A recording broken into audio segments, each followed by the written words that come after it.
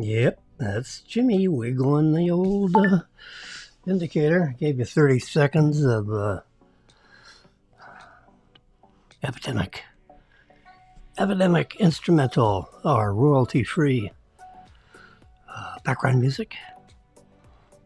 Better than you would get at your local dentist office, if anything, anymore. Now they pretty much have maybe a silent TV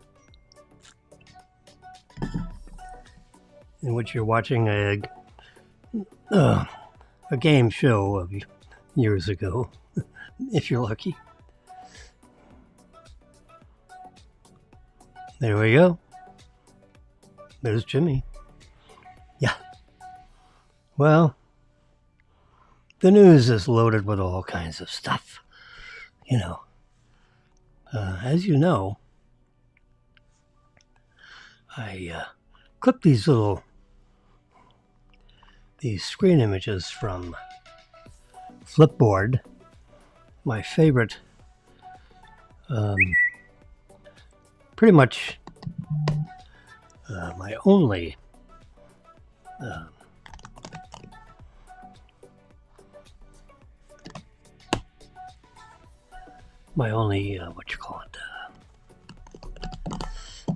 news source, sort of, other than television, internet television. I don't get any newspapers. It's pretty much Flipboard. I read the morning news with Flipboard. To show you Flipboard, we'll just open that up on my Bunker Wagnall. We're going to go through all these pages, which I've already read.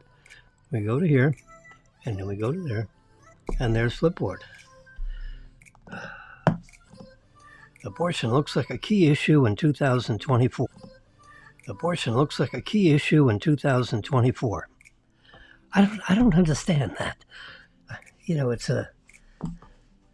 Yeah, I mean, the abortion people, they jump up and down with signs and all this stuff, but it doesn't make any sense to me because, Roe v. Wade, Roe versus Wade decision really doesn't mention anything about, there's no mention about anything about abortion. So what the courts did, the Supreme Court did, during the end of the Trump administration,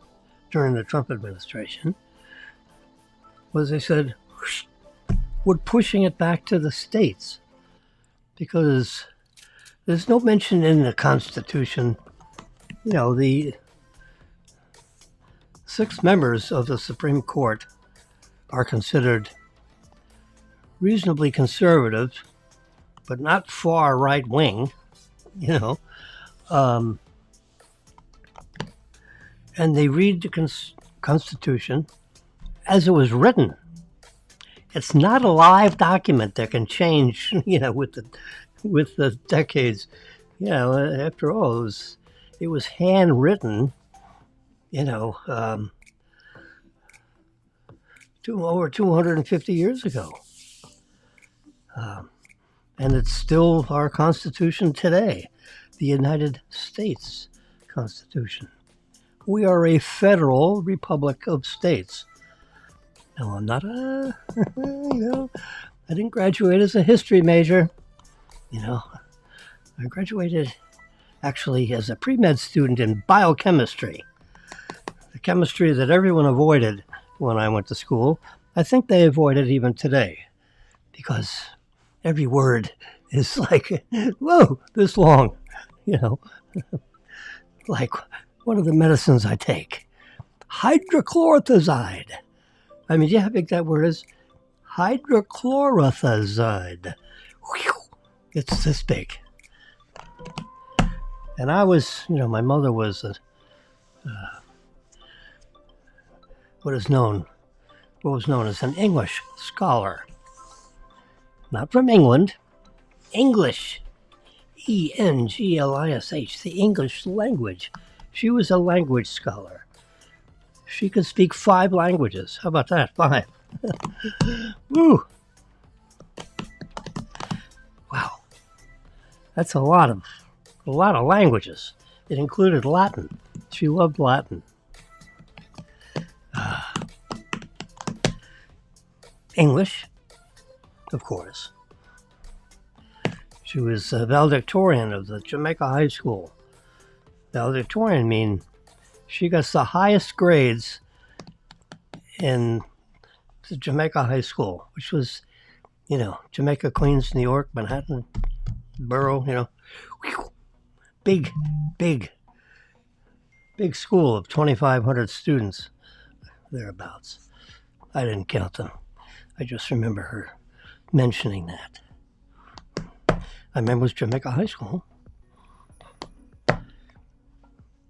English, Spanish, French, Latin, German, Russian. Woo! Included Latin. How about that? Latin. She loved Latin. It was like the primeval language of the Romance languages, meaning, Spanish, French, Italian, But she included Russian because my father was Russian. And included Latin because she was a language student. Included English because she was born in Jamaica, Queens, New York, Manhattan, so to speak, in one of the 5 boroughs of Manhattan, the Jamaica, Queens borough. And she went to Jamaica High School. Anyway, so she was a language student. So I had language up, side, left, right, up my gazoo. I had language, and I was not interested. I was very disinterested, as a matter of fact. I was very interested in going down into the basement, onto my father's workbench. This is a real solid table we have here. This could have been a workbench, but it was not. I would take apart, as a little whippersnipper, I would take apart clocks to see how they worked. I would very carefully unscrew the screws around. Clocks basically had a round case. And you'd unscrew the screws and take off the front and take off the sides and take off the back and then take a look at all the little things going back and forth and back and forth. I swear to God, I used to take apart clocks when I was like 8 years old. Made everybody crazy. The nice thing about it was, when I took them apart, is I memorized how I took them apart, and I put them back together again. And a very exciting factoid of all this, is that they worked when I was finished putting them back together again. They all worked. I took apart every clock I could find, put them back together again, saw how they click-de-clock, de-click-de-clock, saw how they wound and, what was the winding mechanisms and, the second hand with the mover. I was just very, the whole mechanical. They weren't electric, they were mechanical. Some clocks you'd have to wind every day, and some clocks you have to wind every week. And the cuckoo, I took apart the cuckoo clock. That was the most, that was pretty tricky. But I did. We had a little cuckoo clock, and I took it apart, put it back together again, had to make sure it went cuckoo. Gee. That's when I was 7, 8. And then I got a little more industrious. I became interested in the electronics kind of thing. So I put together I got a Heathkit. H-E-A, like the Heath, don't you? Talk apart. But it was a Heath kit. H-A-T-H-K-I-T. And I made, as I remember, it was a radio. A Heathkit radio, I believe. Yeah.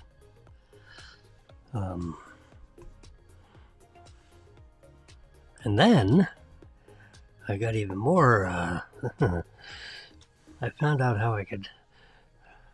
One of my neighbors in our little neighborhood threw away a TV. It was a box with a screen in the front, and it was, so I went out early in the morning, and they put the TV on top of their trash can. They were getting rid of their old. It was an old TV, 1935 model TV, my guess. This was 1950, 55, about 1957. So I was like 12, and I grabbed that TV. Wasn't that big, it was a 12-year-old. It probably weighed 35 pounds. So I got a big brown box, big round white face in the front. I don't know what the condition was. I actually didn't know whether it would work or not, so I grabbed it, cleaned off the top of the workbench, slid everything aside. My father's little things that he was working on, that got pushed aside so I could have, about 8 inches of space, by 14 inches deep. Put this TV on top. I figured, okay, let's, I had an idea how a TV worked, a scanning line that went back and forth, and back and forth. 60 times a second. Then it come back on top, and then an electronic beam would go back and forth. And that's how it painted the screen. Inside the tube was a fluorescent material, so by the time the scan went all the way down, the fluorescent was still fluorescing, and then it had to go over and back on the top of it. Scan. It was quite a procedure. And those scanning lines, would have different intensities of different, black and white intensities. This was a black and white TV. So, of course, the first thing I did is took off the case because I wanted to see what was inside, of course. You take apart something and you got to get inside to take a peek. So I took off, figured out how to turn it upside down. And it had like 6 screws on the bottom. Just unscrewed the screws. I can remember doing this. When you're 12, you can kind of remember things. Yeah, that was dramatic. It was the first time I grabbed something from the neighbor across the street from their trash can. 10 o'clock at night, I saw this little box on top of the trash can. I feel, let me go get that. I don't remember. I think it was the next morning. So I grabbed that sucker, brought it in the house, put it downstairs, so no one would notice. And of course, it was. So then, this was Saturday morning. So I go downstairs, later in the morning, and I figured, okay, let's start. Let's work a plan on how to get inside this thing. It was heavy, so there's a lot of stuff inside. Okay, so I took off the 6 screws underneath. It had washers on it, little grommets. I didn't really care whether I put the case back on top again. Big, 2 foot by 18 inches by maybe 18 inches deep. Okay, 18 by 2 feet. So I turned it upside down, took off the screws, carefully turn it right side up again, and then I'd take the knobs off the front. And I figured, okay, now what? So it had like a pegboard back to it, with holes for ventilation. Of course, it was it wasn't transistor, it was electron tubes. So we had all these little tubes in there, like 24 of them, and a big tube with a long neck on it. So I figured, okay, let's. So I pulled on the pegboard back and slid this thing out of this big brown case. I remember took the knobs off the front. All right. So now I could see everything that was on there. It was all laid out on this, looked like an aluminum base that was about 2 inches tall, and then you had all the tubes sticking on the top, and then there was some kind of bracket thingy going this way, and then you had this electron tube with the neck and a cap on the back of the neck. And that was the front, that was the back of the front screen. That was, so then I turned it around, and I said, that's pretty, you had the knobs, 4 or 5 knobs on the front. One of them was a big clicker over on the right side, and you click that for apparently the channels, and then a few other knobs over here. That could have been flipped. I think maybe the channel selector was over on the left side, and then all the rest of the knobs to the right of that. Anyway, so it was all. So the first thing I had to do was clean it up. Number 1 assignment, clean it up. There was dust everywhere. So I figured, well, we can't have all this dust. So I sprayed a white rag with, I believe it was like rubbing alcohol, something like that. And I, then squeezed the cloth all around, made sure it wasn't too wet. I started wiping everything down on the inside of this TV that has never been wiped before. They bought it when they knew, and they ran it until it wouldn't run anymore, and they didn't want to pay to fix it because it was too old and too small and too this and too that. This was probably put together in the 1930s, I got it in the 1950s, so maybe late, maybe 1940 version. Let's do that. And then Jimmy got it in 1957, 17 years later. And I took it apart. Okay. Took the brown case off it.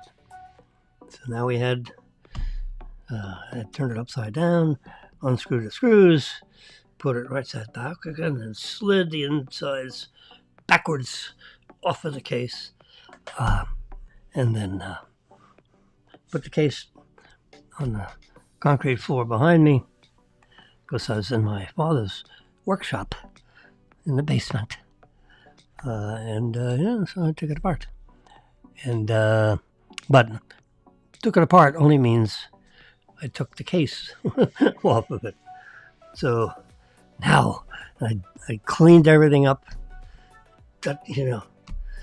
wiggled all the tubes to make sure they were properly seated in their little, took them out, put them back, took it out, put them back. All these little tubes lined up, like 12 or 14 of them, something like that. And took the cap off the video tube, put that back on, wiggled it a little bit. And I figured, okay, here we go, the grand experiment. Let's plug it in and see what happens. So the cord was all like crumpled and, covered in some kind of the cord was covered in some kind of a rubber material that was still rubbery. So I figured, okay, let's wipe off the cord with my semi-dirty cloth that I wiped off all the insides up and I cleaned it up. I figured, okay, let's pull the cord through, my hand wrapped around with that alcohol-soaked cloth that was, mostly evaporated, but it was still moist. Didn't want it to be wet. Didn't want to create a short circuit. All right, so the cord was clean. The back was clean. I moved all the tubes and everything. I found out a place, turned all the knobs in the front.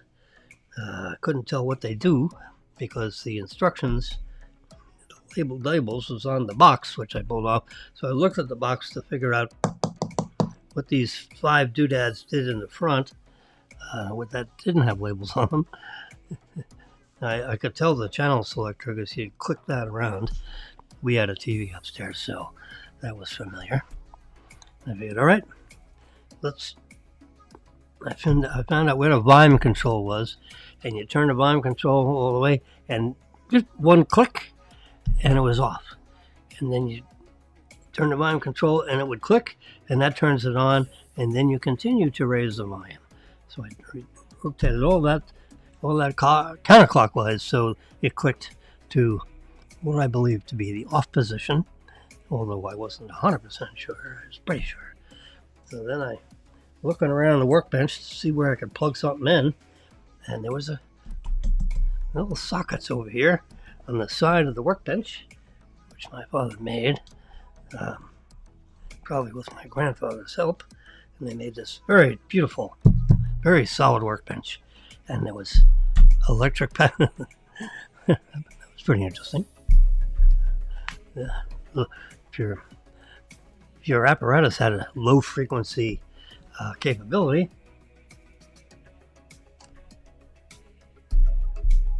how about that? I could send low frequency code. There we go. All right. Enough of that.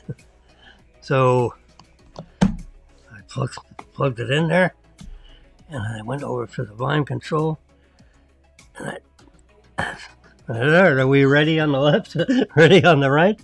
If I turn it on, let's hope it doesn't explode. Because I took off the case and I dusted everything off and probably touched something I shouldn't touch. But let's give it a shot. So I clicked it on, and all of a sudden the tube started to glow. I figured, well, I think that's a good sign. As long as they stop glowing. I don't want them to glow too much. So they glowed up to a point, so they were operating. And then I'm waiting for something else to happen. I turned up the volume a little bit so I could hear something out of the speaker. I forgot to tell you the speaker. I had to disconnect the speaker from the box and take the speaker off the box and put the speaker, laid it on the side. I had a couple of wires and laid it on the side, so that would have been working. And turned the volume up a little bit to see if I could hear anything, and I just heard the sound of snow. Some of you probably remember what snow sounds like on an early device that, like a TV, that operated on the FM frequency band. And when you don't have an antenna connected, all you get is snow. So I figured, aha, hark, there's no antenna. Oh God, I got to figure out what to do about an antenna. So I turned it back off again because this was going to take a little engineering talent to figure out how to, what do I do about an antenna? So I went upstairs and kind of looked around the TVs that we had in the place, and we had, let's see, I don't think we had a little one in the kitchen at that point. We had a big one in the living room, and there was some kind of antenna thing up on the attic, outside on a pole. So I could see on the outside what that looked like, sort of, I didn't climb on the roof. I just looked up from the ground and I could see the antenna. I figured, all right, there's the antenna. There's two wires, with like some kind of rubber between them, but you could almost see the wires. The wires were separate. There's a flat cable with two wires. They were all inside this rubbery material. And that pair of wires came all the way down through, went back and went into the back of the TV in the living room. All right, that was one thing. So then, seems like my parents had a TV in their bedroom on top of a dresser thing. I'm pretty sure that's why. We had more than one TV, so it had to be two. Two is more than one. And it was probably in their bedroom. One in my bedroom, one in my sister's bedroom. My brother and I lived in one room, or slept in one room, and my sister was in a third bedroom. And I think there was maybe there was a TV in the kitchen, and there wasn't one in the bedroom. I don't remember one in the bedroom. Come to think of it, it's probably a little one in the kitchen. So I looked at that one, and I could see this, this wire that I explained going into the back. I figured, okay.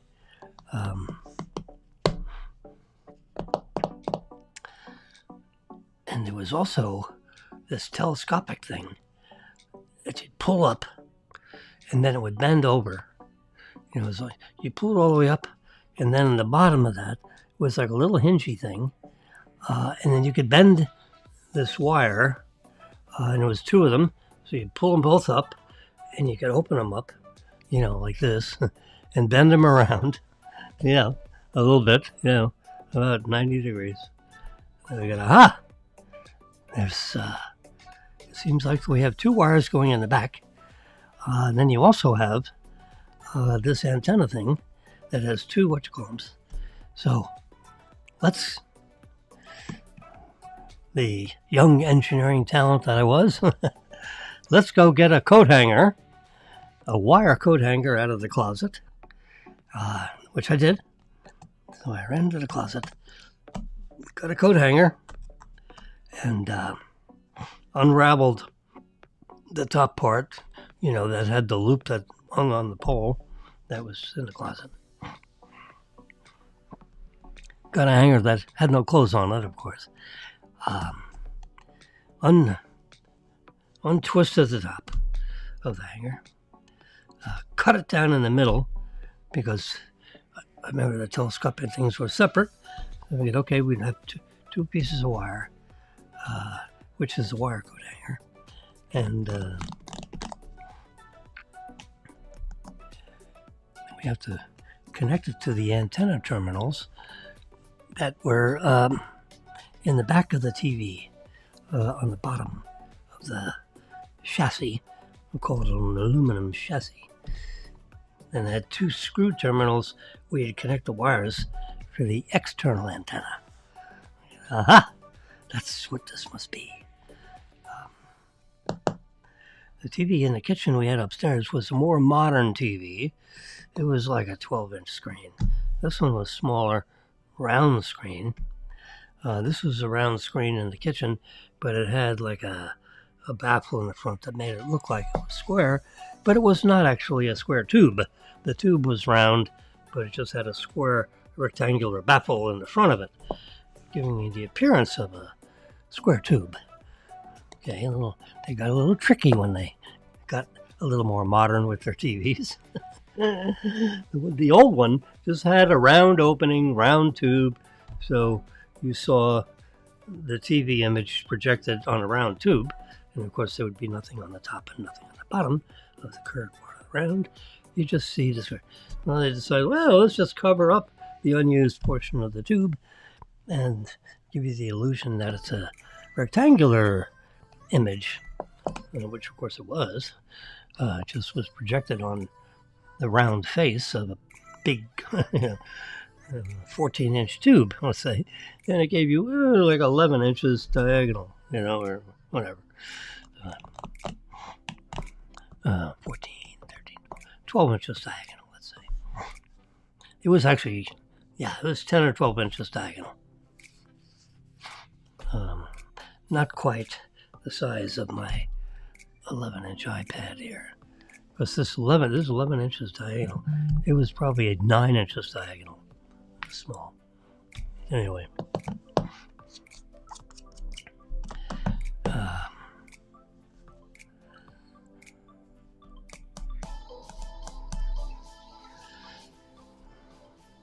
So I connected up. I suspended these two aluminum things from the ceiling of the attic, which was the floor of the kitchen, upper level. I used thumbtacks to suspend the antenna thingies, and then I wrapped some wire around the two antenna thingies and brought them and screwed that wires onto the back of the little TV to see if the snow would become something other than with a bunch of snow on the screen. There was snow on the screen, but it was an odd color. Different. It was an odd. No, it was black and white snowflakes all over the screen. So I said, okay, let's turn the channel selector to see if any channel would pop up using this goofy little arrangement I had. It was like a Y, so it had thumbtacks, wires are hanging down. I brought them together, used a little scotch tape. The wires were connected there, and they went down into the back of the TV. That was my little antenna arrangement. In the basement, by the way, which is subterranean, so the signal wasn't going to be good because we're under the earth, so to speak. In the basement. Basements were under the ground, about 10 feet deep under the ground. If I were a guessing man.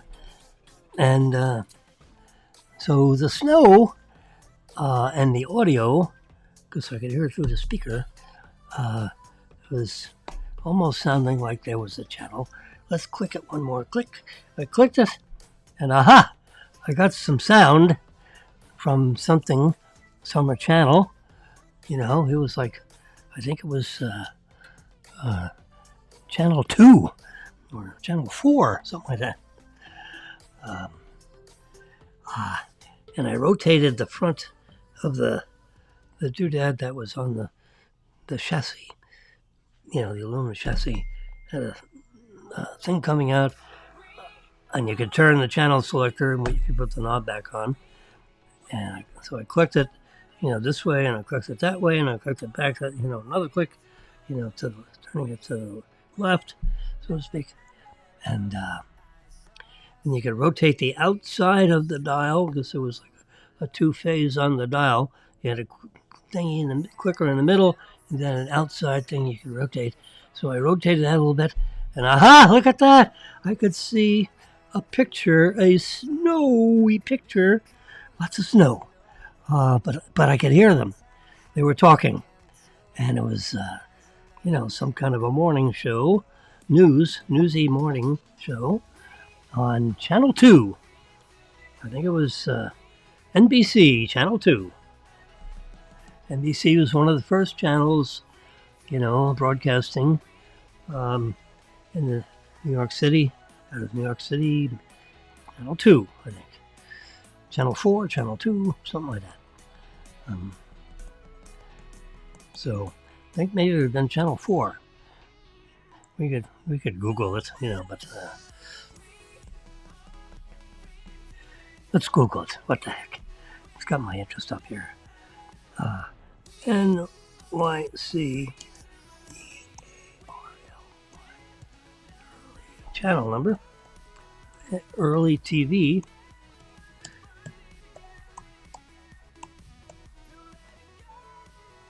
Early NYC. No, let's see what happens.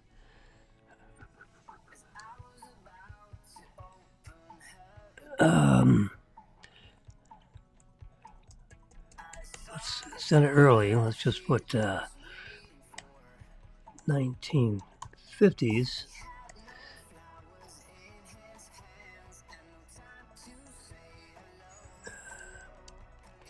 NBC. I remember it was NBC that popped up. Let's see what Google comes up with. Early October 1948. WNB. Oh! There it is.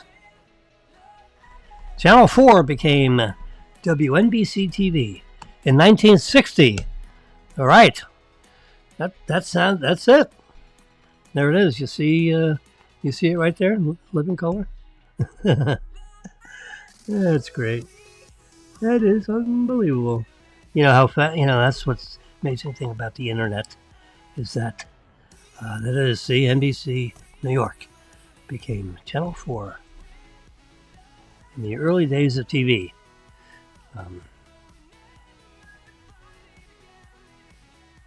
It was one of the first. That was, the main one. Channel 4, Channel 7, Channel 5. I don't remember what the other ones were.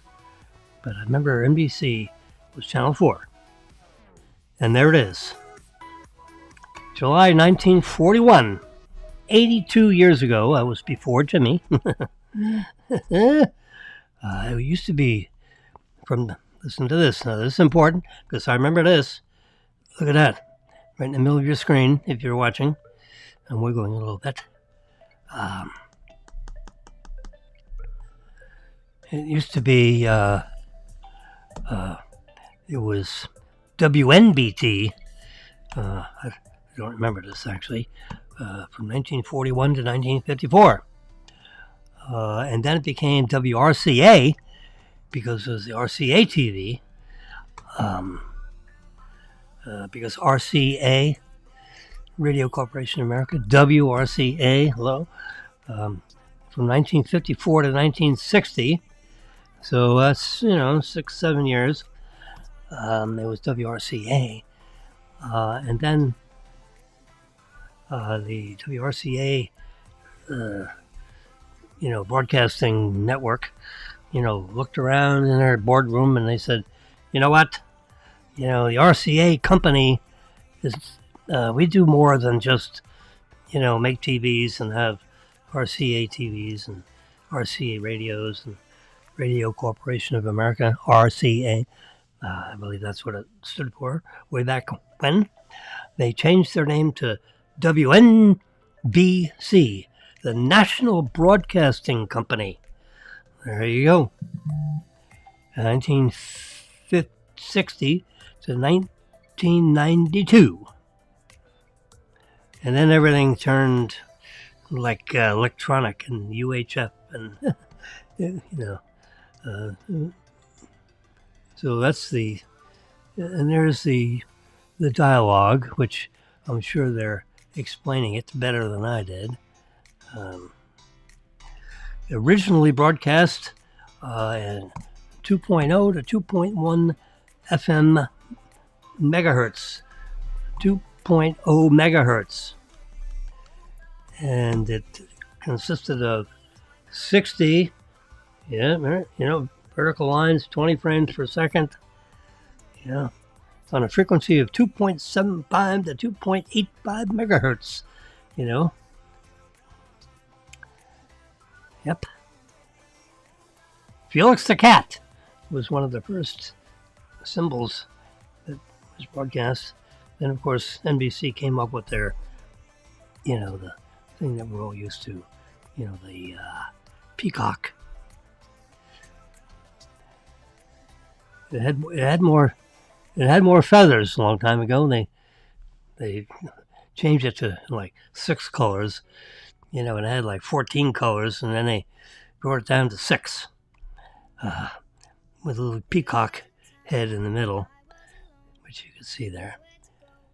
So that's that's anyway. So that's what I was looking at in my little TV tube. There you go. See, there's an old TV screen. That's great. That's not what I saw though. And then look at this. They got all the lights around there, and they got a TV camera from the back, and they're lighting up a porcelain image of Felix the cat. That was for their 30th anniversary in 1956. I might have seen that Felix the cat. He goes, in 56, I would have been 11 years old. And yeah, yep. All right, so that's where. Look at the TV camera over there on the right side. There's a TV camera in the back. Big sucker.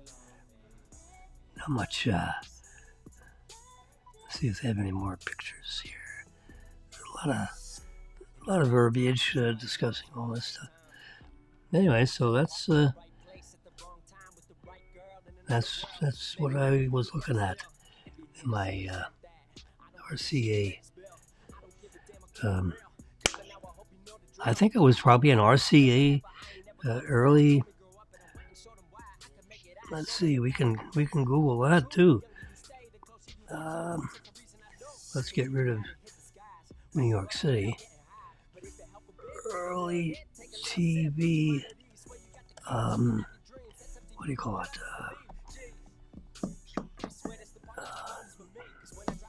TV set. Yeah.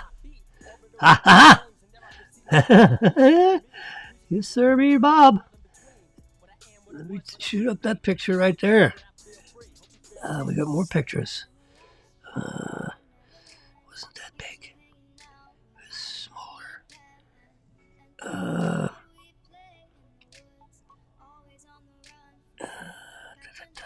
Here's it. Looked something like this. There we go.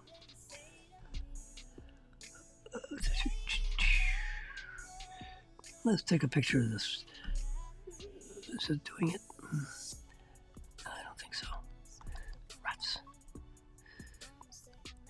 Do a search again. Crap. Get rid of early TV set.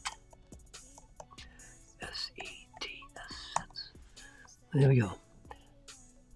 There's a picture of one. There you go. Early 1950s. High resolution. This is a stock photo. Open link. All right, I'll play. I'll accept the cookies. So, if I had to guess, it was. There you go. See. You just have to use your imagination now from this point forward, because you see how the knobs in the front on the chassis, and then they had the tube, except the tube was round. It didn't have these rounded corners. It was really round. That's had to be an earlier TV.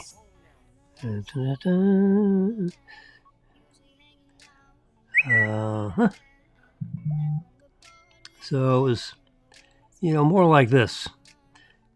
It's more like this kind of a cabinet. And you see the top edge of that is like a baffle on the edge for the top and bottom. And the tube, if you took the case off, the tube was actually perfectly round. It didn't have the rounded corners. It was similar to that. I'll download that picture. This image for $45? I don't think so. No, we are not going to buy that image for $45. We are just going to do a little print screen on that sucker and save that. Just so I can remind myself of this conversation. Thank you very much. Thank you for that pictorial. No, we're not going to download the high resolution image for 40. Are they kidding? $45? No. But you see how the knobs, the turn knobs, for you younger folks, you wouldn't remember such a thing. Here's another one. This was probably more like it, but it wasn't as fancy. You see all the knobs are on the bottom because they would poke through on the chassis that was inside that box. But the tube, again, was round because the case went all the way up here, and you could see the baffling was covering up the top edge of the rounded tube, and the same thing on the bottom. And the edges, it went as far over as it could. So that was behind there was actually a round TV tube. Yep, see, there you go. You see this right here? Let's do a little print screen of that. That's similar to what the back, when you took the cabinet off, you would see something like that. Yeah, exactly. And you see over here on the left, let me just save this first. And I'll do a little expando. You see right over here, that's where you connect the antenna to those little two terminals, and then the signal would come up through this wire and around and wrap around and end up somewhere connecting in that chassis somewhere. When you see, hey, tubes, tube. 1, 2, 3, 4, 5, 6, 7. You can see 7 tubes. The signal floating around in there somehow. And then you had from the TV tube coming back, this round cap connected to the TV tube. But the TV tube would illuminate. It had snow on the screen. And, yep, there you go. That's a little jog down memory lane. So, everyone else is out there playing football and baseball. I was in the basement taking apart TVs. Yes, I was. And that little TV that I had in the basement, I cleaned it all up, pulled all the tubes out, put them all back, one by one, so I wouldn't forget which one went in which socket, because they all had the same thingy on the bottom. And I got that little TV working. Yes, I did. So there was something that I did by taking it all apart and taking all the tubes out, putting them back, wiggling everything. I got it working. And then I turned it around so I could see the TV, in front of me, the TV tube. And so I had a little TV on the workbench, cleaned up a little space, which made my father unhappy because I was rearranging things he had arranged. And, he didn't like me rearranging things. Understandable. It was his workbench. So I said, Dad, do you mind if we share your workbench? He said, well, what do you mean by share exactly? And I said, well, if you would quietly go downstairs, I can show you what how things look now. And there was up on the upper left or upper right, if you get upper right side, there was like a shelf he had back there with things on it. And I moved the things off the shelf, put the TV back up on the all the way on the right side of the shelf, and had it plugged in, and had the TV working on NBC. It wouldn't work on any other channel because I had to get all there was only like 2 or 3 channels that we would get in those days, like 3 channels: ABC, NBC, and of course CBS. Yeah,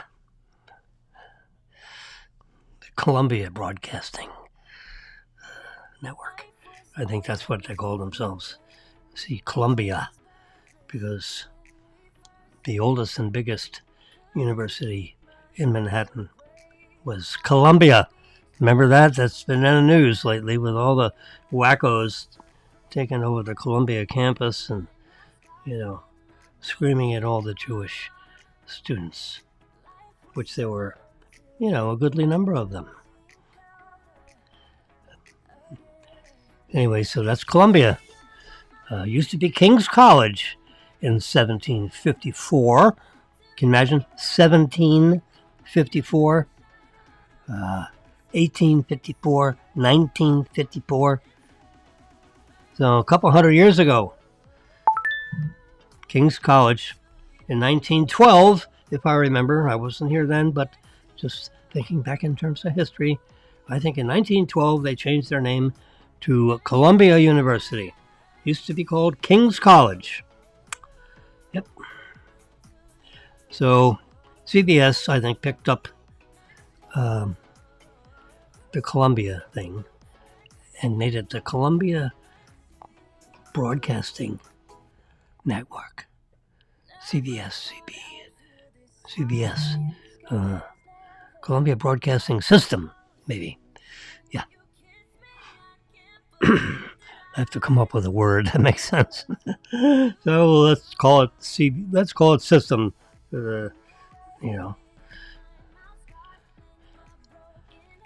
So anyway, you had 3 channels: ABC, NBC.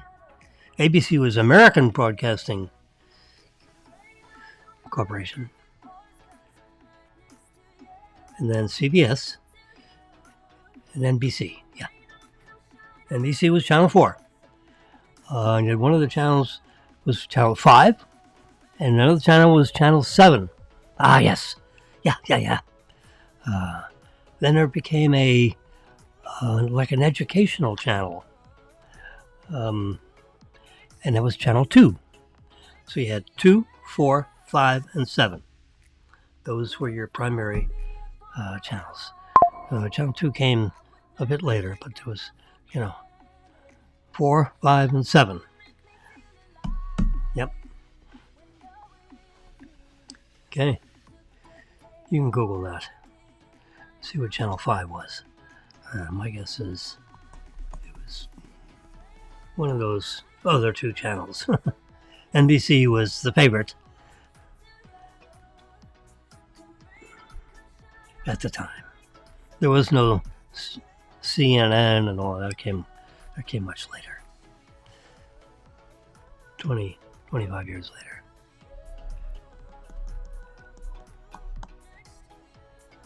Okay, so let's go to our pictography thing. So there's Flipboard. Remember, we activate Flipboard by, in the lower right corner, you see a red logo, red icon that looks like an F. Touch on that, and we get Flipboard. And then it flips through a little slideshow, if you will. There you go. Of producers, double-click that and make it full screen. There we go. Remember, this is a Simulcast. We're hitting all 3 networks, social networks simultaneously. Not ABC, CBS, and NBC. No. Smaller networks. Those are actually networks, but no. We're talking social networks. Facebook Live, YouTube Live, and Twitter. Tweet the W, Twitter Live.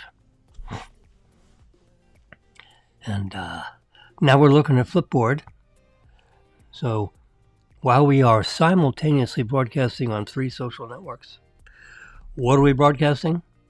We're rebroadcasting, in effect, the main screen of Flipboard. And you see in the upper left corner, there is a red square, perfect square, and it has the image of what might look like a modern-looking F for Flipboard. The greatest truck ever built. And it has a picture of a Ram truck in the air jumping over rocks on a mountainside. And now Apple earnings amid big tech layoffs. Google is on trial for something. This week in the tech world. Um, Apple had their earnings call last night. I saw just some headline news on that, and the headline news was that I just grabbed quickly as I was going through Flipboard, is that the Apple earnings, although down year to year on this quarter from last year, this same quarter, as opposed to this year's,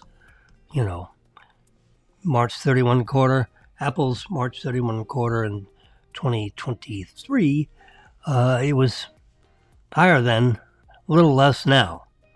But Tim Cook said, aha, but the luxury, the premium high-end phones, like the iPhone Pro and the iPhone Pro Max, is doing very well when compared to all the other companies that make, their high-end 6.5-inch, roughly, screen phones. Yep. So I'm releasing this. There we go. Tennis matches going on somewhere. 7 days in hell. All right, Amazon. Great summer sale. Check out the best deals on smartwatches. Well, let me tell you, the one all the way over on the left, the two on the left side of these rectangular image of four smart watches. The left two are Apple Watches. The very leftmost is the Apple Watch Ultra. And the one to the right of it is the traditional Apple Watch. I am wearing the Apple Watch Ultra. And producers, click that to a side-by-side view or a full view. They didn't never pay attention to me. I have 3 that work this studio with me. Me, myself, and I. Yeah, I am the producer. I am the technical guy. So here's my Apple Watch. You see the traditional elongated button and then the round button right here? The round digital crown is digital. And then you have the elongated button. And I push that and I can see certain controls. I click this and I go back to the watch. 11, 10, 01, 02, 03. And over here you can see 04, 05. Everything is all coded into the same. Apple controls the time of its devices, iPads, iPhones, Apple Watches. They're all synchronized with the atomic clock. Somewhere buried under 100 feet of dirt, 7 stories down under the earth, there's the atomic clock somewhere under, probably, Colorado somewhere, deep underneath the ground where they conduct secret experiments. Anyway, somewhere is, you could Google it, where the atomic clock is. And this is within, I believe the tolerance is 50 milliseconds, which is 50 thousandths of a second. That's not a half a second. It's not a hundredth of a second. It's 50 thousandths of a second. So, very little small piece of time. And everybody's watch right now, clicking, 24, 25, 26, 27. If you look at your Apple Watch right now, it should say, where is it? There it is. 35, 36, 37, 38, 39, 40. Oh, there we go. 1 hour of transmission here. Nothing like live TV. Let's rotate this around a little bit more that way. There we go. Yeah. Oh, excuse me. We can see 60. Well, 11:12 a.m. Now, if you have an Apple Watch on, 6, 7, 8, 9, 10, 11, you can see the time clicking along. Now, just between you and me, keep it a secret. There might be just a little tiny bit of a difference in the pounding of my fist and the second, because the signals are going. My video signal is going through all this hardware, and through my magnificent iPad. This would be MacBook Air, MacBook AIR, MacBook Air. You're seeing it right there. This is the MacBook Air with the screen. Whoop. Yep, goes like that. Got a little black flipper debris here. Keep the sunlight out. Sunlight comes through the side here. And the MacBook Air is a magnificent device. Has an M2 chip, one terabyte. Let me just check. Let's see. General, and click About. I'm looking up. I don't know if you can see this. 24 gigabytes of memory. I know that, and it has M2 chip. There it is. I was looking for the onboard storage. 2 terabytes. Excuse me. I thought it was 1. It's 2 terabytes of onboard storage. It's all electronic. There's no more disk drives where you have spinning disks. No. It's all solid state memory. Built-in liquid. Of course it's built-in liquid display. Liquid retina display. 15.3 inches. It delivers 2,800 pixels by 1,800 pixels. I'm rounding down. And yep, there it is. I have Apple Care Plus, and it's good through September 19th of 24, and then bills, I think like $100 a year, which you got to have, So they call it a 15-inch M2, the 2023 version. After all, this is April 2024. So I got this, in September, a year ago. Since the Apple Care is renewing September 19th, I apparently got this MacBook Air on September 19th, 2023. So it's 7-8 months old. I upgrade this equipment every few years. And there's a 15-inch. I think I had a 13-inch, and I went to the 15-inch because this is my studio display. And my studio is 2 feet deep and 6 foot wide, and goes about 2.5 feet behind me. So, 4 foot by 6 foot. It's probably 5 foot by 6 foot wide. And I go a foot past that. It's about 2 feet past. So 6, 7, 8. So 6 by 8. So I have I have my giant studio of 6 by 8. We'll go 2 more feet to get to the front door. 6 by 10. 60 square foot. Magnificent studio.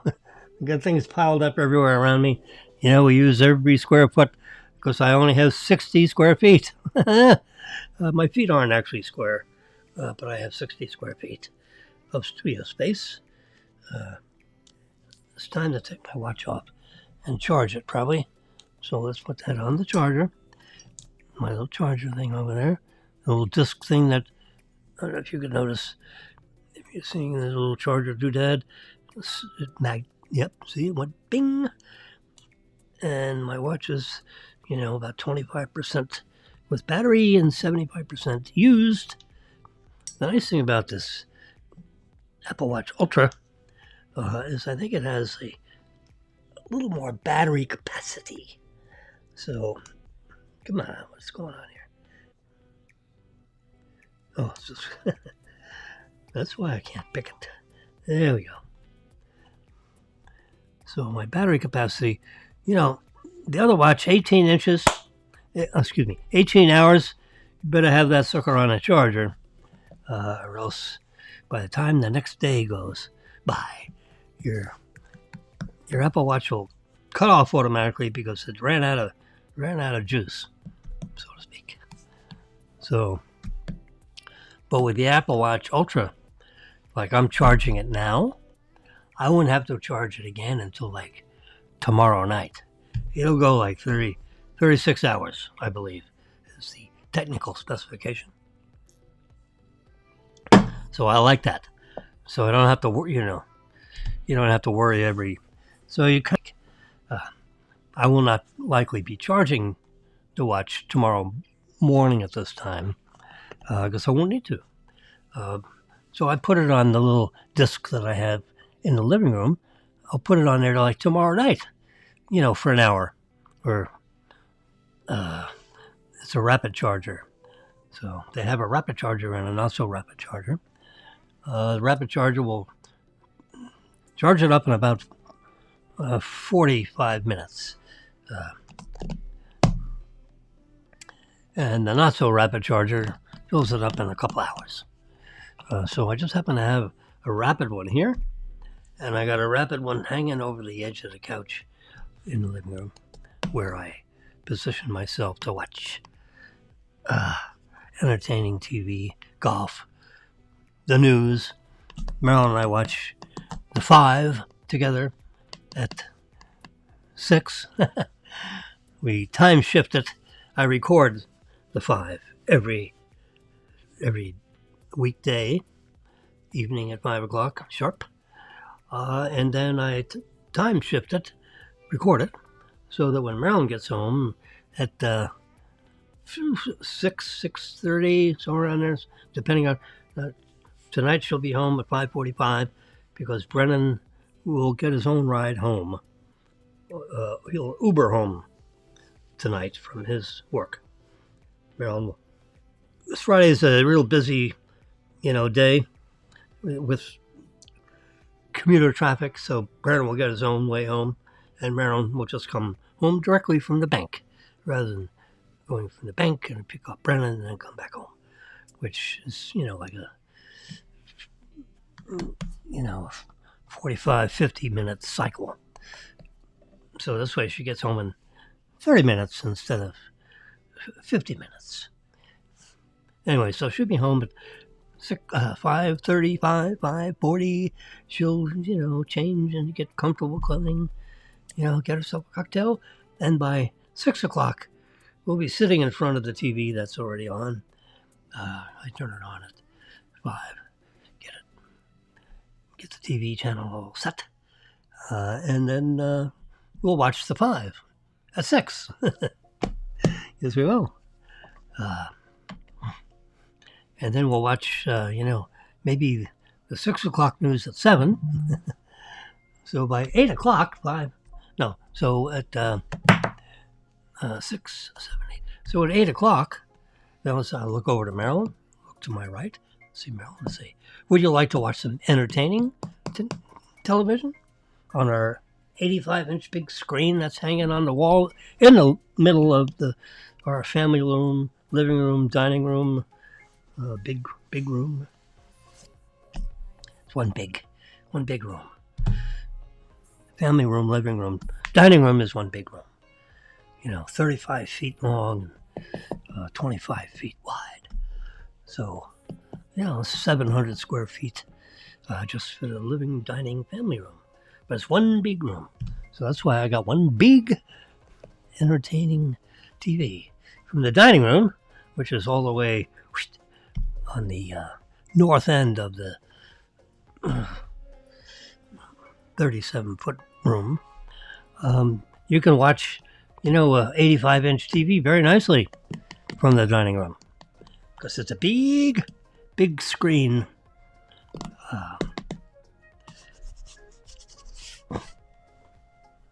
Spectacular TV made by Samsung. Samsung. Yep. Greatest truck ever built. And there it is. It's a Ram. Producers, could you add that to... Remember, it's me, myself, and I. The three of us, we run this studio. And myself had to do it. Me is me. And I don't know where he is. He's floating around somewhere. He's directing this broadcast. I am directing this broadcast. And me is doing the talking. And myself is doing the production work. All right, an hour and 11 minutes. Let's see. Let's just go quickly to my... So one of the little news things which you may notice, Taiwanese are noticing, look at this. This is, look at this. The Taiwanese Defense Ministry has detected 26 mainland Chinese jets buzzing over the Taiwanese airspace.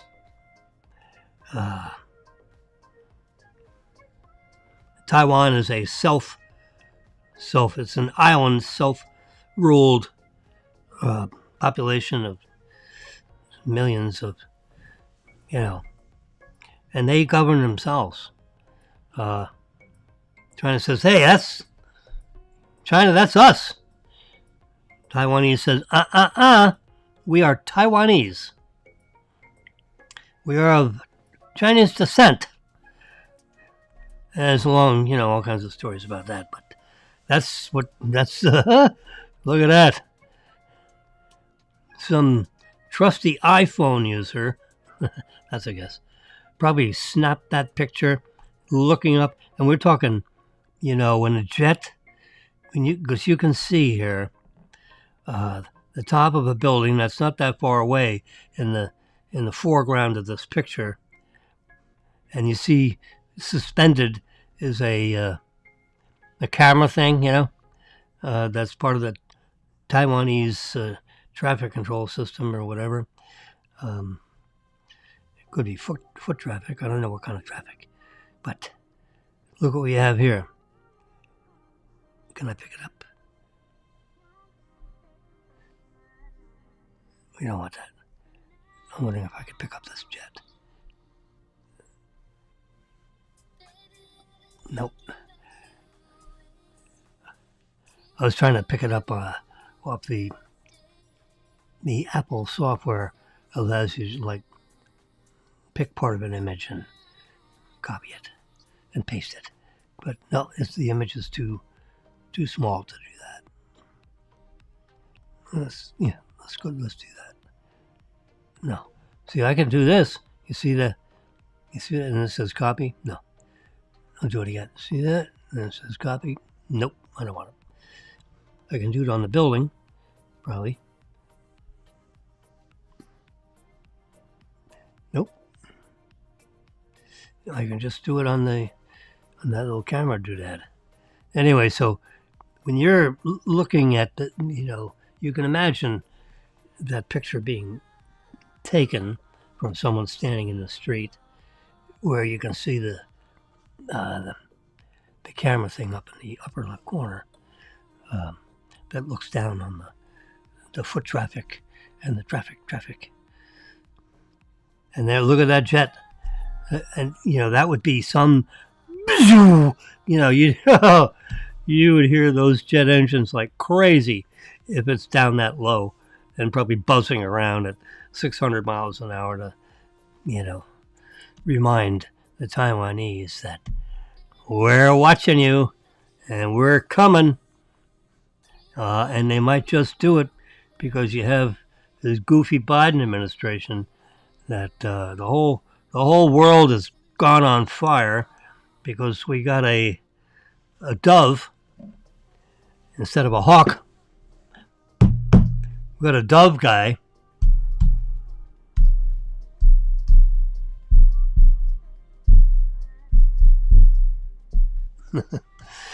We got a dove in the White House.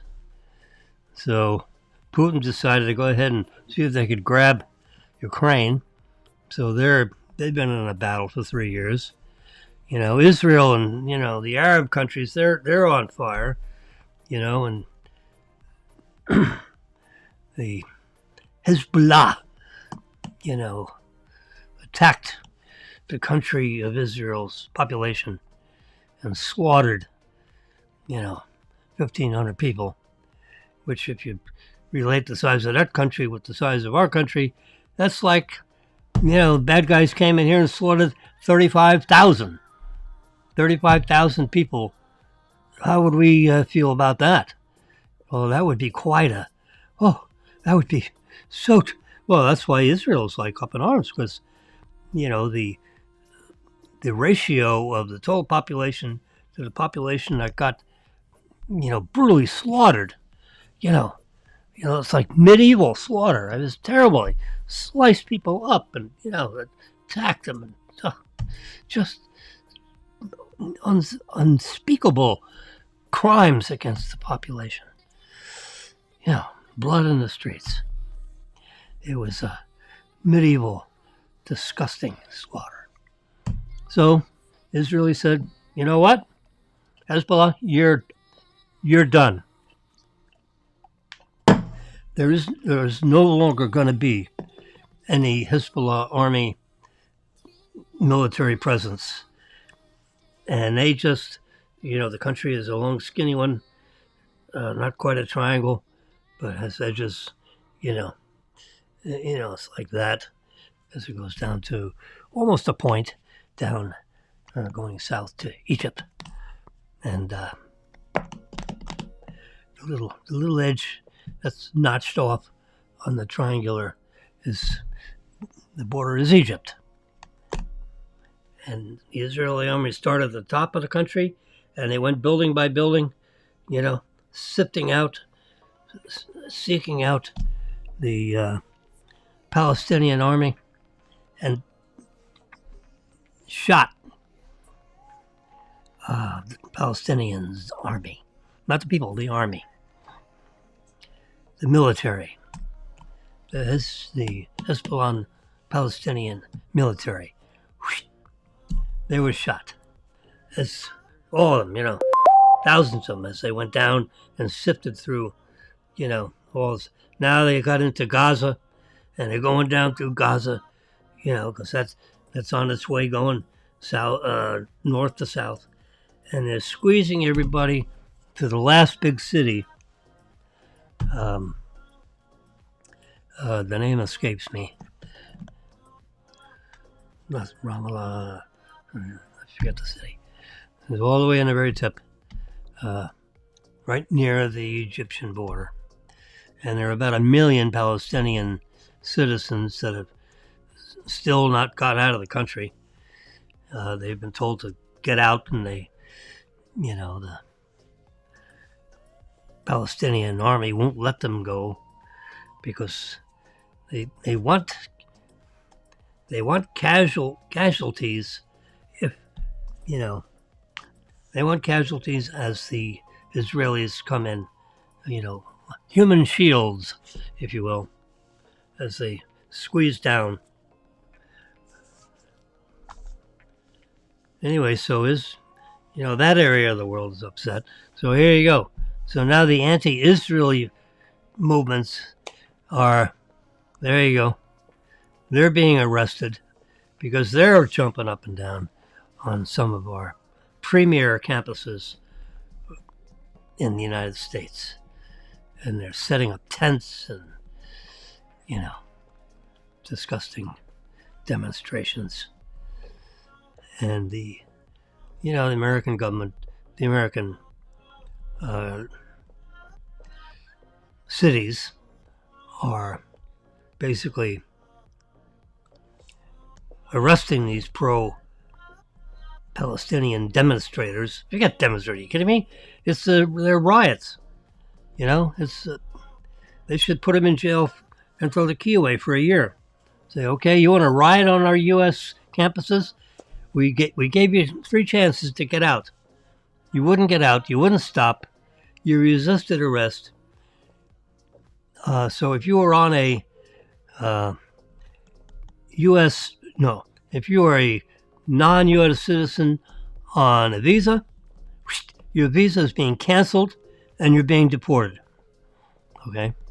But you're going to stay in jail 90 days just to cool down. And you're going to dress up in the jumpsuits.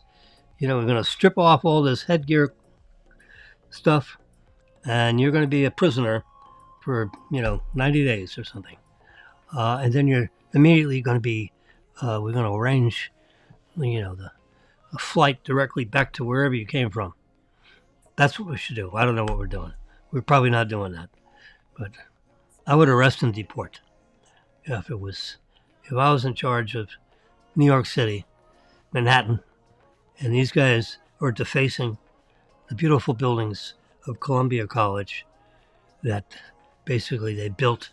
The Alexander Hamilton building. I grew up in the area, so I know a little tiny bit. The Alexander Hamilton building was built, in 1754, and these sons of a bitches are defacing them, because they hate Jews. Really? I mean, grow up. Where the heck, that they've, the people have been hating the Jews for over 3,000 years. The Arabs hate the Jews. It's as simple as that. And back 3,000 years ago, that's what we had. We had Arabs and Jews. Lots of Arabs and not so many Jews.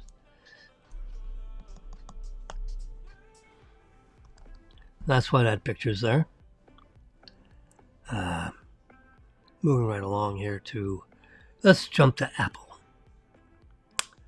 So Apple came out with its earnings report last night at 5 o'clock, 4:45.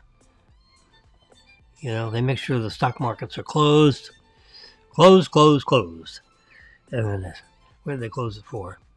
So right before 5 o'clock, Apple comes out with its second quarter Q2 earnings report. And the earnings report was that they were not making as much profit this quarter as they did compared to the second quarter of 2023. It was down. It was down about, Wall Street expected 90.1 building. Apple came in at 90.75 building. Well, that's not a big miss on what the expectation, but it was less than the same quarter last year. That's probably the point. But Tim Cook says, the premium iPhone sales are doing really well. They may be up a little bit from the same quarter last year, or whenever I think what they said was the premium iPhone sales are doing very well, comparatively speaking to prior quarters, and compared to iPhone sales and Google sales and what do you call it, Samsung phone sales. The iPhone premium cell phone market is doing extremely well.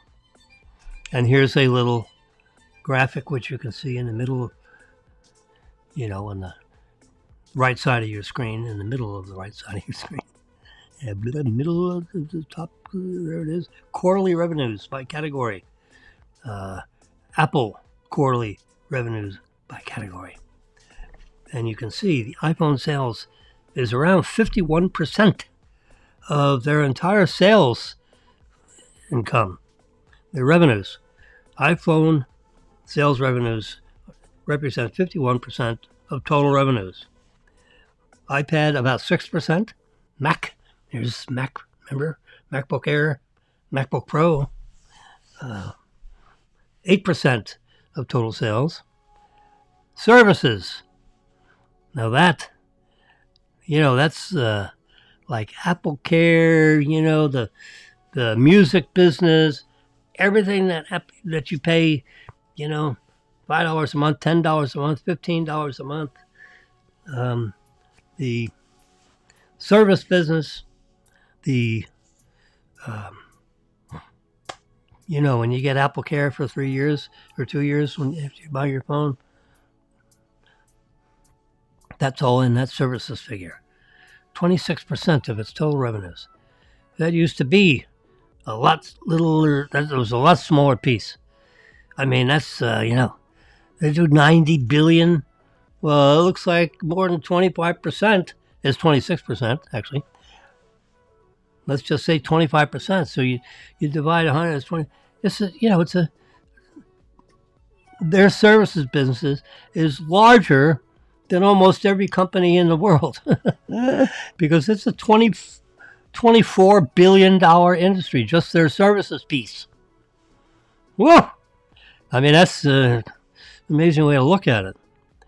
Just that piece of the company has more revenues than most all the corporations in the United States. And you can Google it. You say, which companies in the United States has $25 billion in revenues for the second quarter of the year in their earnings report? Oh, there are not a lot of those. Which companies make over $25 billion in annual revenues? Well, let's compare their annual revenues to Apple's services piece. So the services business, just to extrapolate this just a little bit, if this represents 26% of its quarterly revenue, and that's like let's just say 25 billion, of the 91 billion in quarterly revenues. I remember that number. We just looked at it. So 4 times 25, that's the services business for Apple is roughly $100 billion a year. Just iPhone services piece. If you get iPhones, MacBooks, iWatches, Apple Watches, and all that. No. The services business is a $100 billion company if it were separated. So that's why, that's why Apple, the whole value of the company is, 2.8 trillion, something, some big number. You want to look? You want to find out? I can tell you. I have an app for that. All right, let's look at TD Ameritrade. Let's click on Apple. How many trillions is it? Oh, boy. There it is. The market cap is 2.84 trillion. Okay? It's right there in the middle. I'm wiggling it back. 2843.78. That's 2 trillion 843 billion. $2.8 trillion in market cap. And I can do a little graphic here. Let's do the 3 months graphic. Let's do a 6 month. 1 year graphic. Let's make it bigger. So there's a 1 year. It goes up. $165 a share and goes up to 195. Then it goes back up and down and up and down and up and down. It went up almost $200 a share, in December, the end of the year. Then zip, it's gone from $200 a share down to $175, $184 a share today. So is it going to turn around and start going back up? Well, last November, it was about $165 a share. And over the year, it climbed. You can see it right there in the middle of the graph. It climbed up to, that $200 mark from November through, December, January. So in a 3-month period, it went up, then it went down, then it went up, then it went down. And now it's wiggling around there, down around $180 a share. And it's like stuck in this little trading range, because if we get out of this one and look at Apple again, and we go to a 3 month, okay, and let's expand that so you can see it. So there's a 3-month trading range. February through April. February, March, April. January, February, March, April. So you can see,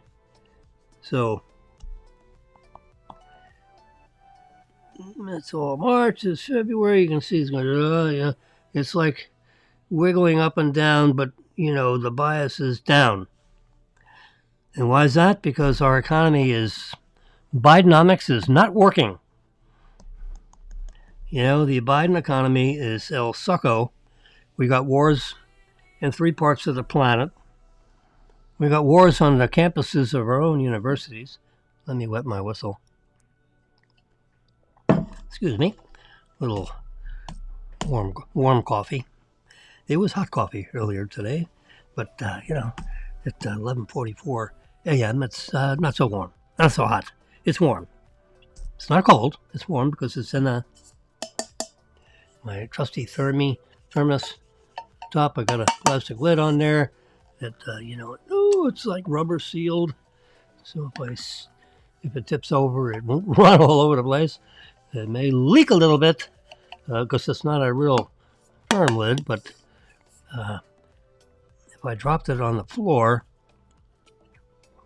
assuming I didn't break the lid, I could probably get it fast enough before too much would leak on the floor. The lid is not for that purpose. The lid keeps it warm so that it stays warm all morning. And it's about ready for me to, go into. I'm gonna have a little spaghetti for lunch. I made some pasta last night. Yeah. Yep. Some number 8 spaghetti. I have sauce. I have 2 sauces. I have a mushroom sauce and a tomato sauce. I put one of my big tomato sauces in the freezer. So I got 2 little ones remaining from when I made tomato sauce earlier in the week. It's Jimmy's world-famous family recipe over 130 years. I've got it online if you want to see it. You all probably have a similar recipe. I can go right online right now. Watch this. Look at the very top of the screen. It says, matter of fact, let's, producers, make this a full screen view. There you go. Look at that. Me, myself, and I. We got it. And there it is. You see there? If you look at the very top, right where the banner is, it says 416-1100.com. That's it. That's our family, Jimmy's photo repository of photographs. There's one of my favorite polo shots right there. You've seen it before. And then when they click the sticks together, there's a name for that, which I'll have to Google that. Why don't one of you guys Google that and tell me what that's called? When the polo players snap their sticks together and they twist around like that. There's actually a specific name for that event. And it has a very distinctive clicking sound which the people in the sidelines, which I was one, could hear. And I was sitting next to a photographer. We were sitting on, like an apple crate or something, and he's sitting on his crate and I'm sitting on my crate. And we have our legs a little bit crossed in front of us. And, we have our cameras up on our shoulders, on our, midriff, supporting larger lenses. And I zoomed out to these, these riders, and I was snapping a few shots. And then the guy next to me says, "Boy, I'd love to be able to capture an image, of these guys when the sticks click." And he had the name for that, which I don't remember. And it turns out I had actually captured that clicking that he had just heard. Oh God! I mean, talk about that's a very rare shot, and I just happened to catch it. Remember, sound travels at 1,100 feet per second. So I actually touched the button before you could hear the click, because they weren't 1,000 feet away. They were probably 200 or 300 feet away. Telescopic lens, telephoto lens, looking at the background there, which is pretty decently out of focus. So they were closer to me than closer to the background. This was the year 2020 at the 14th Annual Concours d'Elegance? No. This was, let's see if can we tell? Oops. I'll go to the back and the top. This was the Palm Beach. Come on, tell me what. It was the quarterfinals of the C.V. Whitney Cup. Let me son again. The equestrian events. Let's go here.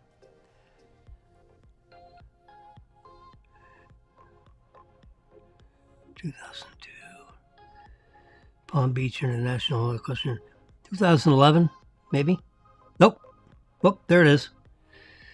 2007, February 23rd at 3 p.m.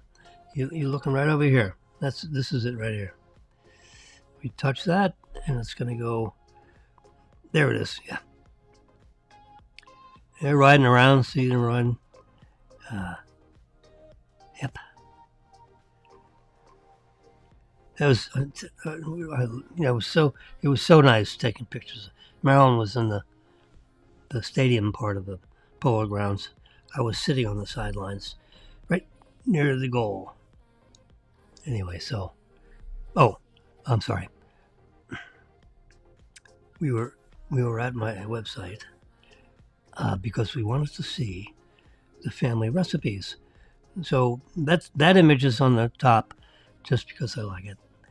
As we go down here, so then there's 3 albums you can see, which is essentially the 14th annual Concours d'Elegance and the Boca Aviation Hangar Party in February of 2020. And we happened to bump into Jay Leno, because we had press passes and, we were pretending to be press people. There we are, but had press passes. So we didn't have to pay the $180 entry ticket for each person.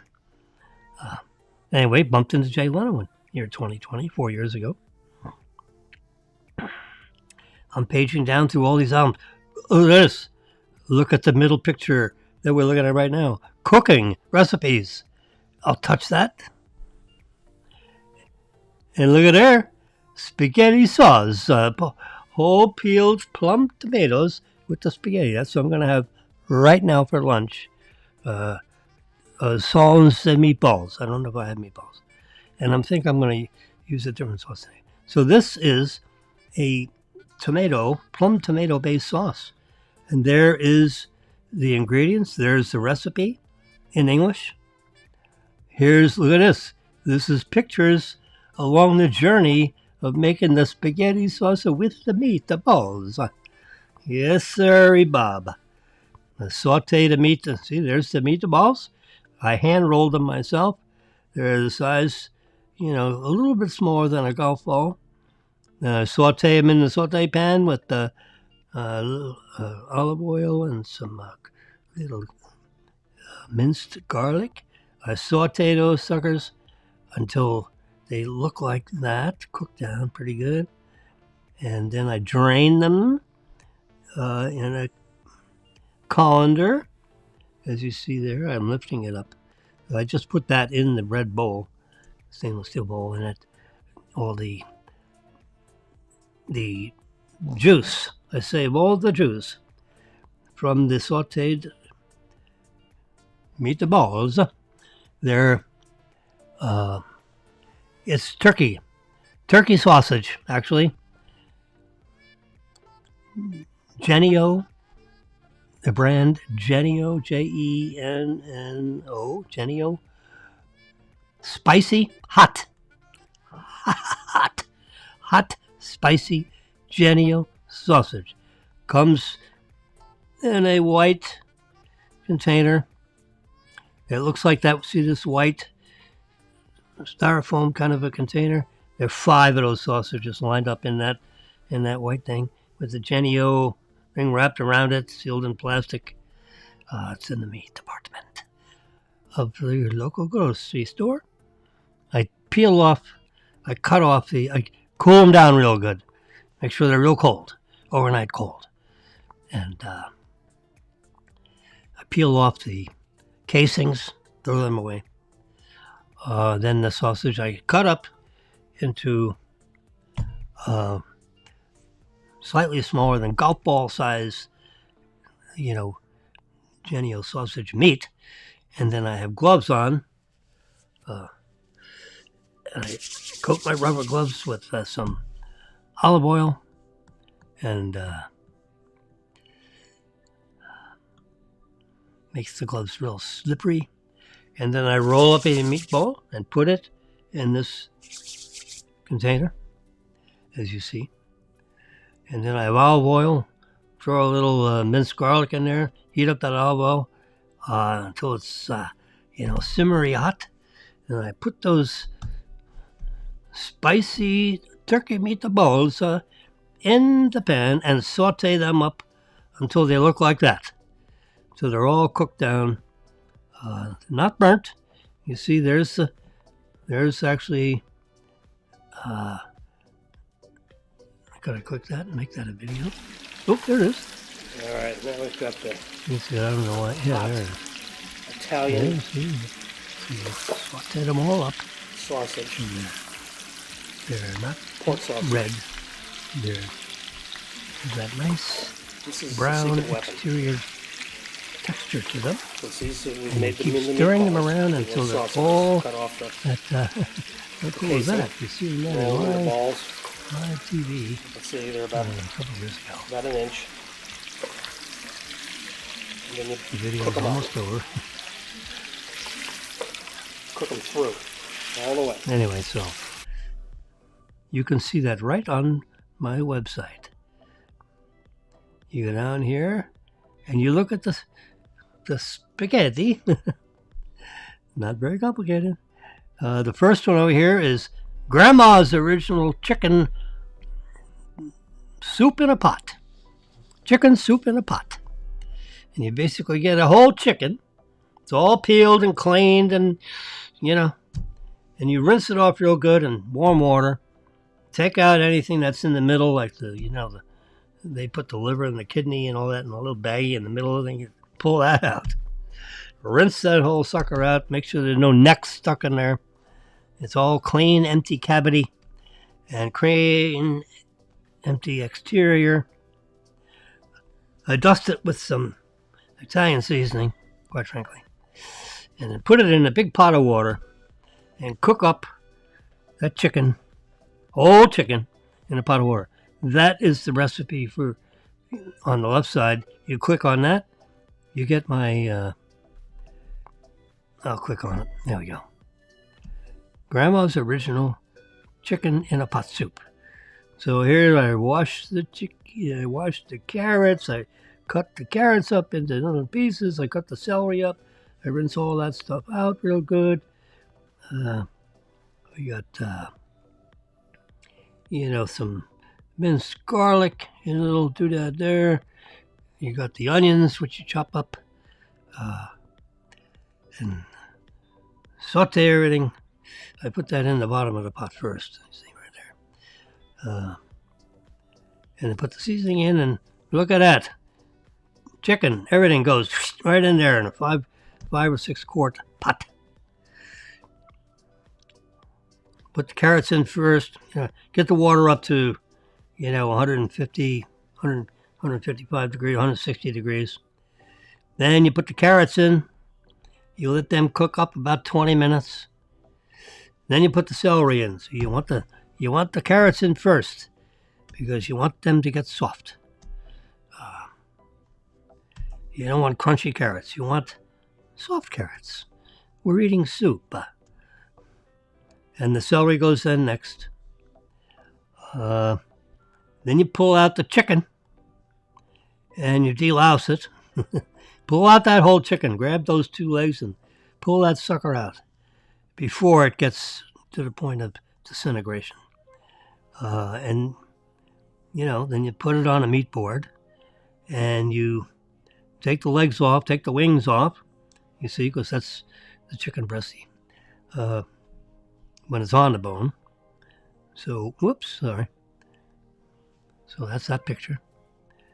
There it is, both breasts. So then you take off the ribs underneath the chicken meat, and you slice it just like that. So you get whole slices of chicken. And these are other pieces of the chicken that come off, the legs, the hips, the thighs, part of the back.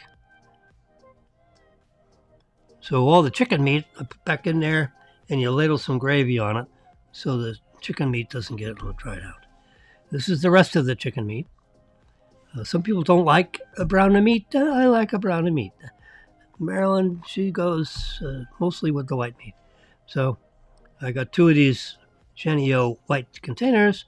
So I sprinkle some more chicken soup on the other. So these top 2 pictures are the pictures when the meat gets prepared. And then I put them separately, white meat and dark meat, in separate white containers. Sprinkle some chicken broth on top of it so it doesn't dry out. And then you have, the remainder of the soup, no chicken meat. The veggies are in there. They're on the bottom of that soupy thing. And ladle it out into these containers. And then you hand put in the chicken meat the way you want. The veggies, you ladle them out when you ladle the soup out. The meat I add separately because Marilyn, I have, a container with all white meat. I have a container with the brown meat. I have a container with both kinds of meat. So 2 of these things is white meat only. And the rest of them are either white and brown meat or brown meat only. And I think the brown meat only is these 3 little ones down here. So here I got, these are like 2 quart containers, so like 1.5 containers. So when you add the veggies and everything, you end up with more quarts than the pot. If you're wondering how come 3, 4, 5, 6, 7, I've got 7.5 quarts of soup, but that includes the chicken meat and the veggies. Because I think it's a 5.5 or 6 quart pot. And the pot was filled up pretty good, as you can see, with the chicken in there, with maybe only carrots in there. You can see the legs are sticking up. The chicken eventually shrinks up a little bit and the legs, there you go. Now the chicken, you can see the legs only. You see there? Here, didn't quite get him all the way in yet. Now he's all the way in. Add a little more broth to bring that up so it's within an inch of the top of the pot. Yep. You want to make sure that the chicken is up to, like 163 degrees, at least for about a half hour, to make sure that meat gets cooked. And then you pull the chicken out because the meat should be thoroughly cooked. You can stick a probe in there, which I did. You can see there's some probe marks where I stuck the probe in there when the chicken was in the pot to make sure the chicken meat was at least 163 degrees. Anyway, so that's the pot and the soup. And then, oops.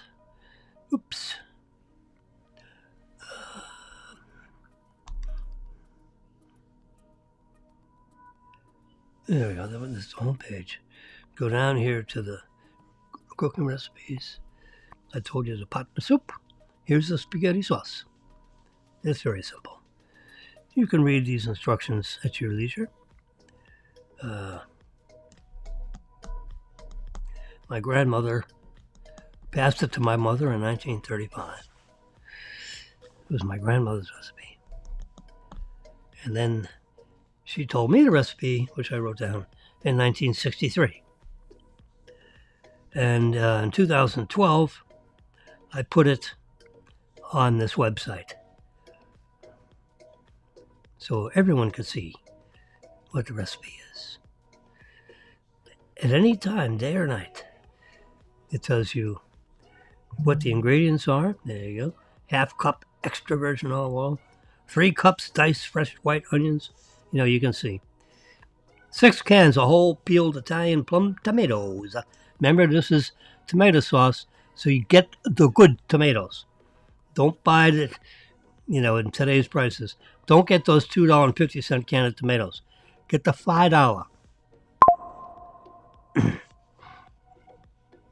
14-ounce cans of whole peeled plum tomatoes. Don't get the cheap ones. Get the most expensive ones you can find, which today's price is about $5 a can. So you got $30 in tomatoes if you buy 6 of those suckers. I reduced the recipe a little bit to 4 cans of tomatoes, only because of the size of my pot. I don't want to pile it all the way to the very top. So I get 4 cans of tomatoes, which is plenty. By the time you add all these ingredients, you end up with the equivalent of about 8 cans of completed sauce. Because remember, you got the meatballs in there. Genio sausages. Do I have that listed there? Let's see. 1 or 2 packs of Genio. There it is. 2 packages. Fresh, high quality, hot Italian pork sausages, or we actually use Italian turkey sausage. You can use pork sausages if you desire. We prefer turkey sausage. You really can't taste the difference. If you're blindfolded, the only way I'd probably guess one from the other is the pork sausage gets a little tougher in the middle. A little tougher, because pork contracts a little differently than turkey sausage does when you saute them. But taste-wise, I don't know if I would taste the difference, because the spaghetti sauce is very spicy, and it's hard to tell because this spaghetti sauce is well seasoned. Let's say. I wouldn't say highly seasoned. I'd say well seasoned. It's one of those terms that you don't really know how much they're talking about. I'm a chemist, and I usually like to know how much exactly. That's why I got all these quarter cups and half cups, 8 cups, high quality sea salt, 2 packages of sausage, 10 quarts stock pot, 12 quart slow cooker. You can do it that way too. in this porcelain pot of a slow cooker. Cooks up very nicely in a device like that. So you're not tying up the whole top of the range. You can have once you get everything the ingredients all thing, you can have this slow cooker, put on the kitchen table. So you free up your range for cooking dinner or whatever, cooking up the spaghetti. I'm going to have some spaghetti right now. It's 12:07 p.m. All right, it's time for lunch. And I've been yakking here you can see over here, 1 hour and 55 minutes. You might see this little clock right over here. I'm pointing my finger at it. 1 hour. There we go. But let's just give me full screen. There we go. Remember me, myself, and I. There you go. 1 hour and 56, 16, 17, 18. There we go.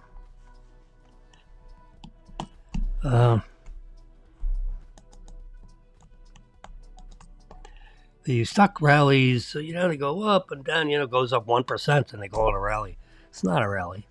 It's a positive hiccup, It's up, stock market is S&P, up 1%. It's better than down 1%, but I would call it, more buying than selling. That's what I'd call it. But I don't, gold is at $2,300 an ounce. Maybe it's that. Fuel oil is $78 a barrel. Silver's at 26.60 cents an ounce. 26.6 cents an ounce. So if you have a silver dollar, it's worth $26 in the price of the gold. That's silver. Tesla's at 180. Intel, $30.85 a share. Tesla, 180.52 a share. It was like 160. It jumped up 20 points because, what do you call it? Elon Musk was in China, and China agreed to permit its self-driving software to be used on the cars. As software in the cars already, they're making, millions of units for the China market. We're making millions of units in the USA market. They're making millions of units in the European Union. Because Tesla built a plant in Germany.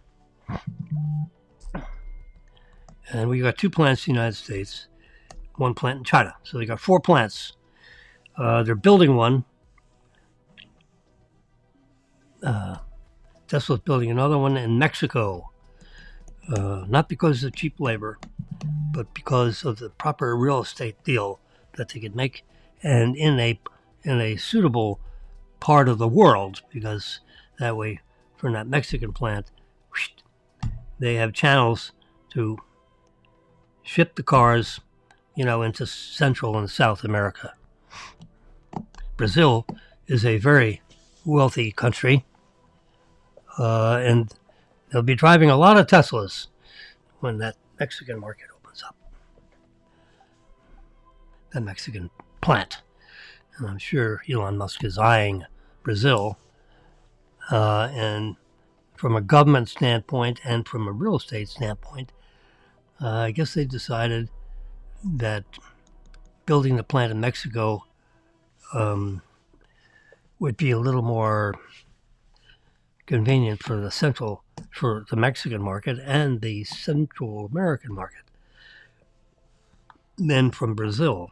Brazil may be too politically, this or that, whereas the Mexican government is what it is.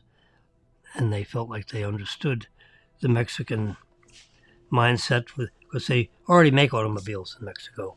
So they know how to make automobiles and export them. Tesla would just be another one of the car companies that makes cars in Mexico and exports them. The only difference is the Mexican plants, the Tesla plants are very highly automated, like to the extent of about 95% automated. So there won't be there'll be more construction jobs created building the plant than it will be actually working in the plant. There'll be software engineers and mechanical engineers in the plant managing the incredible automation, the 400 or 500 robots that are installed and bolted down to the floor. And, it's a very precision, it's a machine that makes the machines. Tesla, the car, is a machine that you sit in and drive. It has automated driving or supervised automated driving.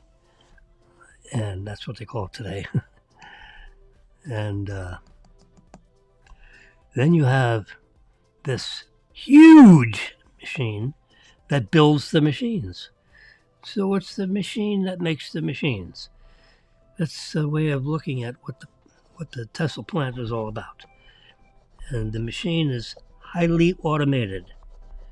And it's got 400 or 500 huge robots, not so huge robots, and everything in between. They're all precisely measured in the way in which they grab things and assemble things, when they're making the Tesla car, which we have our second one, 2024 model, built in March of this year. We took possession of the car and we'll call it exclusive use of the car because it's a lease.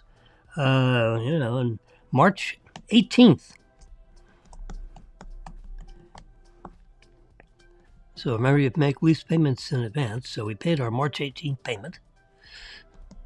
And we made our April payment already.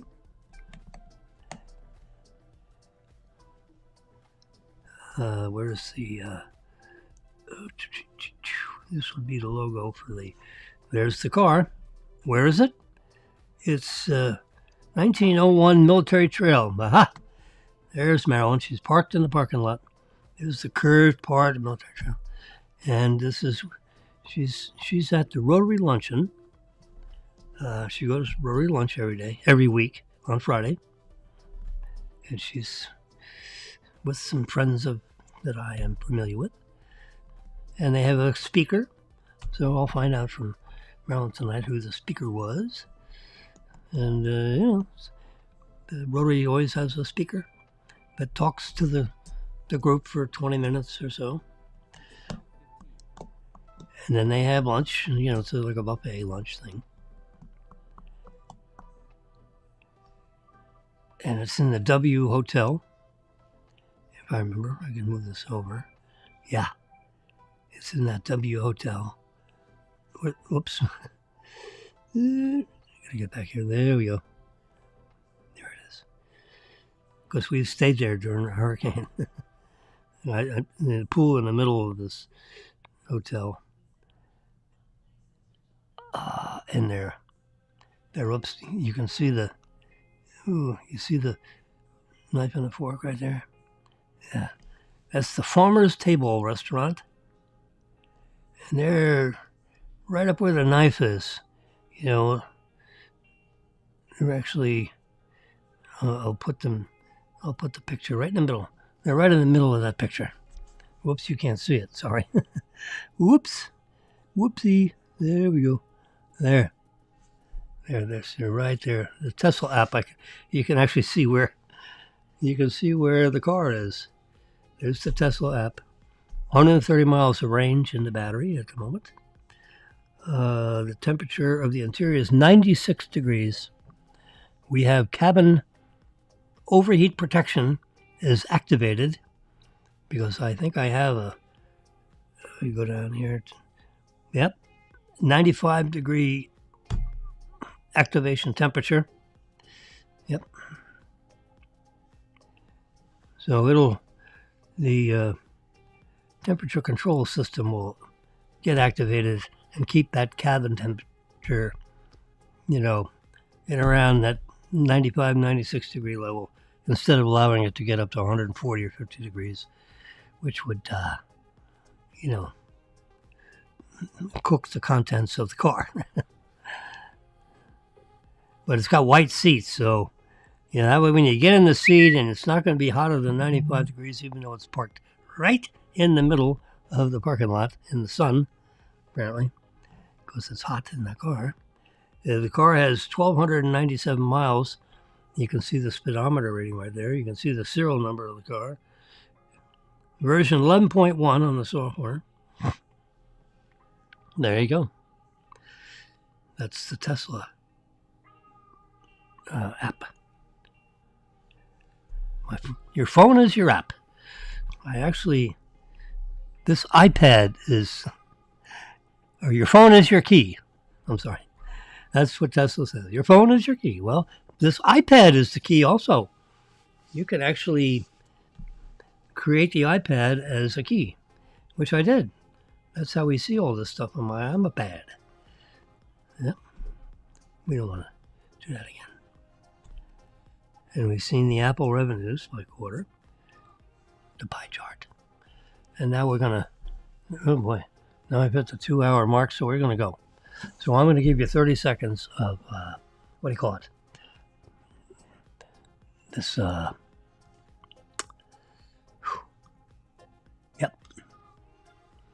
epidemic sound.